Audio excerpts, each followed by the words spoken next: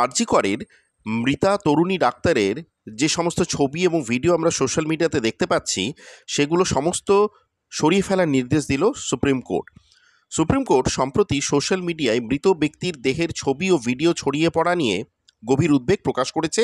এই প্রসঙ্গে আদালত জানিয়েছে, এটি নিপুণ সাক্সেনার সিদ্ধান্তের স্পষ্ট লঙ্ঘন, যেখানে ধর্ষণের শিকারের পরিচয় প্রকাশ না করার কঠোর নির্দেশ দেওয়া হয়েছিল।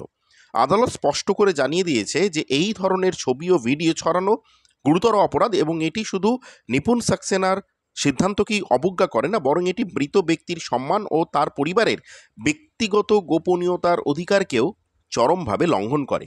আদালত তৎক্ষণাৎ সমস্ত সোশ্যাল মিডিয়া প্ল্যাটফর্মকে নির্দেশ দেয় যাতে তারা অবিলম্বে মৃত ব্যক্তির নামের সমস্ত রেফারেন্স এবং তার ছবি ও ভিডিও ক্লিপিং সরিয়ে ফেলে। এই আদেশ শুধুমাত্র সোশ্যাল মিডিয়ায় সীমাবদ্ধ নয়, বরং সকল মিডিয়া মাধ্যমকেও নির্দেশ দেওয়া হয়েছে যাতে তারা যথাসময়ে এই সংক্রান্ত যাবতীয় বিষয়বস্তু মুছে ফেলে।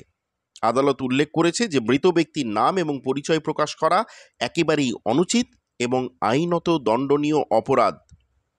আদালতের এই সিদ্ধান্ত সমাজে একটি গুরুত্বপূর্ণ বার্তা প্রেরণ করেছে যে আইন অনুযায়ী প্রতিটি নাগরিকের উচিত ভুক্তভোগী বা মৃত ব্যক্তির সম্মান রক্ষা এবং গোপনীয়তার অধিকার বজায় রাখা। আইন ও আদেশের প্রতি সম্মান প্রদর্শন করাও সমাজের সকলের দায়িত্ব। অতএব এই নির্দেশের মাধ্যমে সুপ্রিম কোর্ট সবাইকে সতর্ক করে দিয়েছে যে আইন লঙ্ঘনকারীদের বিরুদ্ধে কঠোর পদক্ষেপ নেওয়া হবে এবং তাদের বিচারের আওতায় আনা হবে। অতএব আপনারা যারা সামাজিক যোগাযোগ মাধ্যমে মৃতা তরুণীর ছবি, ভিডিও, নাম ইত্যাদি ছড়িয়ে দিয়েছেন, সেগুলোকে অবিলম্বে সরিয়ে ফেলুন।